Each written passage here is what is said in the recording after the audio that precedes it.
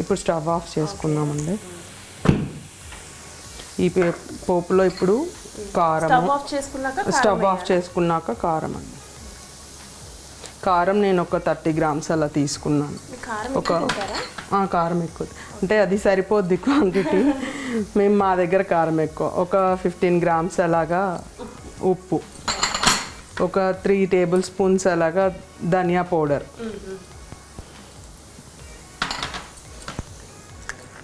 మనకు ఒక 2 table spoons అలాగా జీరా మెథి పౌడర్. ఇది పెద్దగా ఉంది కాబట్టి స్టవ్ ఆఫ్ చేసుకొని వేసుకోవాలండి. లెమన్ వేస్తానండి. లెమన్ లాస్ట్లో అంతా అయిపోయాక పిండుతాను.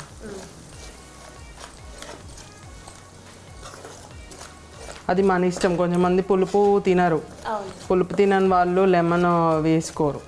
మనకి మన ఇష్టం అది. బీసీఎన్ ప్రేక్షకుల కోసం ఒక టిప్ చెప్తారా?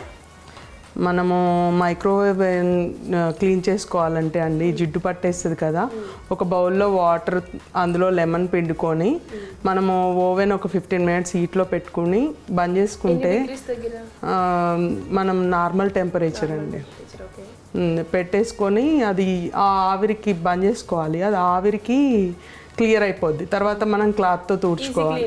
Easy cleaning. ఇప్పుడు ఇందులో ఎగ్స్ కట్ చేసుకొని వేసుకోవాలి, కలుపుకోవాలండి. ఇది పక్కన పెట్టి మనకు నచ్చిన సైజ్ కట్ చేసుకోవచ్చు అండి.